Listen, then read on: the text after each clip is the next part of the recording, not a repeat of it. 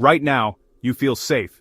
But when chaos erupts, evacuation orders, gridlocked highways, empty shelves, where will you actually go? Most people have only a vague plan, and that gets people hurt. I've seen it. Panic, stampedes, people fighting over scraps, burning fuel just to reach nowhere. The truth? The safest places are often the ones nobody thinks about, hidden in plain sight.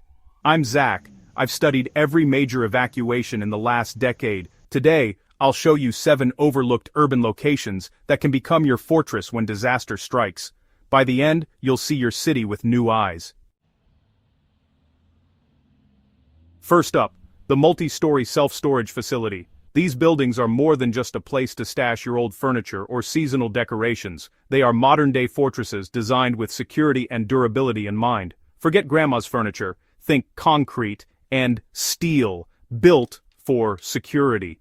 These structures are engineered to withstand a variety of threats, from natural disasters to potential break-ins. 1 or 2 entry points, thick walls, steel doors, and almost no windows make these places tough to breach.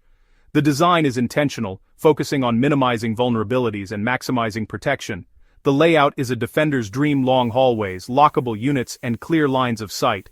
This makes it easier to monitor and control who comes in and out, adding another layer of security. You can set up living quarters, supply storage, and lookout posts on upper floors. These spaces can be customized to meet your needs, whether it's for short-term emergencies or long-term stays. If one area is compromised, fall back to another. Built-in panic rooms. These facilities are designed with multiple layers of defense, ensuring you always have a safe place to retreat. Modern facilities often have backup power and water in the pipes. This means you can maintain essential services even when the grid goes down, giving you a significant advantage in a crisis. Located in commercial zones, they're away from the chaos and looting. These areas are less likely to be targeted, providing a quieter, more secure environment. The herd will ignore them, racing for obvious targets.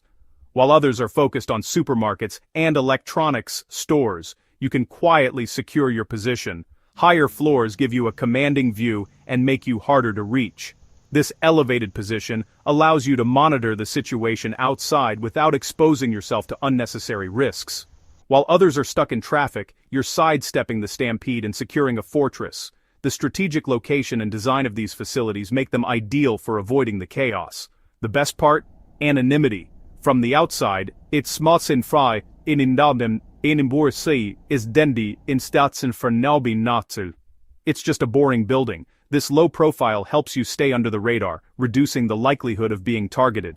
Panicked crowds won't even notice you. In the midst of chaos, the unremarkable appearance of these buildings works to your advantage. That low profile buys you time to organize and fortify. You can take the necessary steps to secure your space without drawing unwanted attention. In a crisis, time is your most precious resource. Every second counts, and having a secure, well-prepared location can make all the difference. Secure the perimeter, control access, and use the infrastructure to wait out the danger. These facilities are designed to help you manage and mitigate risks effectively. You're not just surviving, you're outsmarting the chaos. With the right preparation, you can turn a storage facility into a stronghold. The storage facility is your urban bunker. Don't overlook it. In times of uncertainty, it could be your best bet for safety and security.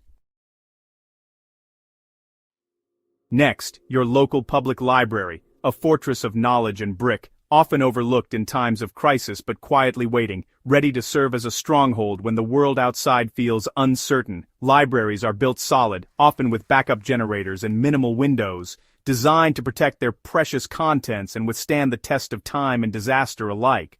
When the grid goes down, they might still have lights, outlets, and climate control, making them a rare oasis of comfort and function when most places go dark and cold. But the real gold? Information.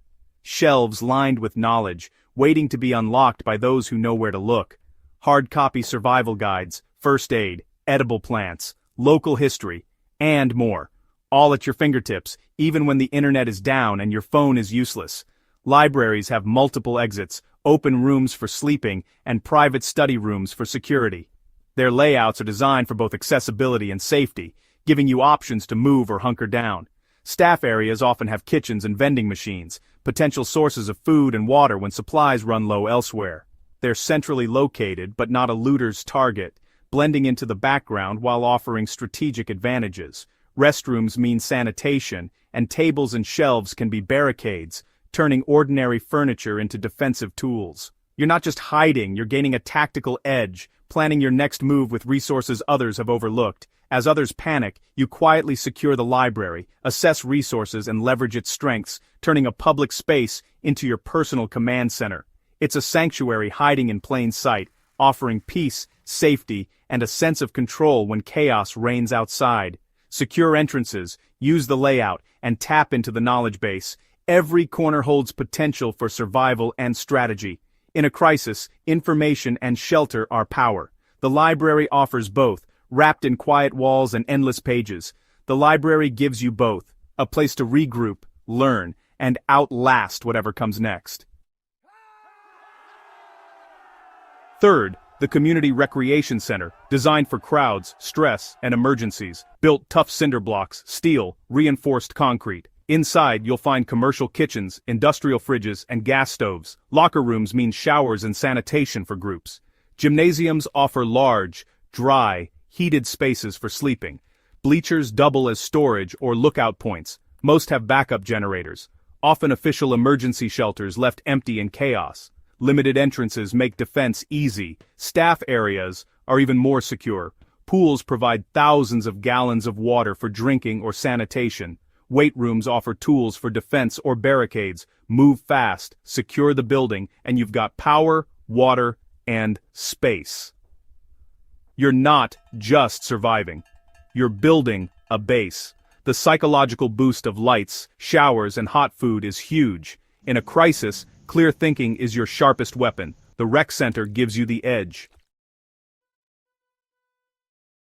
Number 4. Schools. Whether it's elementary, middle, or high school, these buildings are often overlooked in a crisis, but they're some of the most secure and resource-rich places you'll find. When disaster strikes, schools are quickly abandoned, leaving behind sturdy structures packed with supplies and potential. Built to strict safety codes, with reinforced doors and shatter-resistant windows, schools are designed to keep threats out and students safe inside.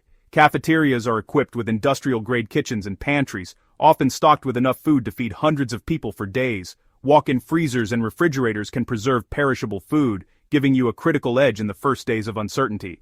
The nurse's office is a treasure trove of first aid supplies, bandages, antiseptics, and sometimes even prescription medications. Multiple exits, fire alarms, and PA systems give you control over movement and communication throughout the building. Classrooms can be locked down as secure hardpoints, while long corridors and separate wings create natural buffer zones for defense. Libraries, gyms, science labs, and workshops offer not just space, but also tools, books, and equipment, resources for survival and problem-solving. Many schools have backup generators, emergency lighting, and posted emergency plans. Study them to maximize your safety. The grounds provide open sightlines for security, and water tanks or fountains can be vital for your supply. Look for a school with a perimeter fence, ideally set back from main roads to avoid unwanted attention. As chaos unfolds, move quickly. Secure all entrances, sweep the building for resources, and establish your base. You're now occupying a fortress that most people have forgotten, but one that's built to withstand trouble.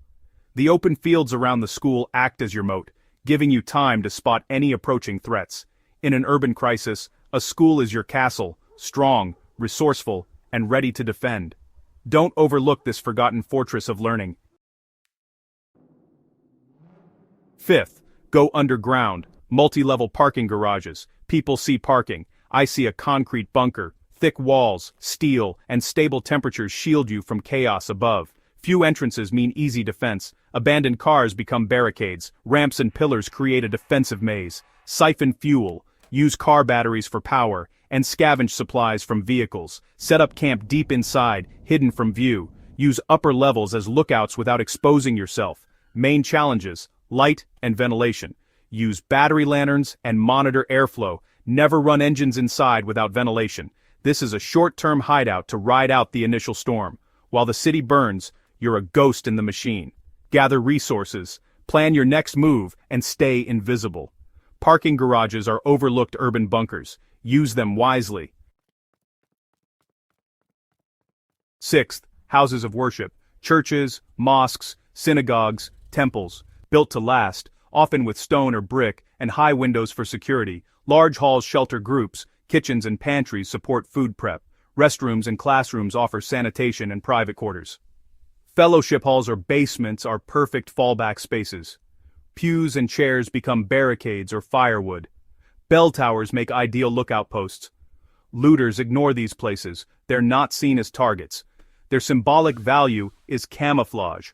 Sound systems, candles, and even collection plates become survival tools.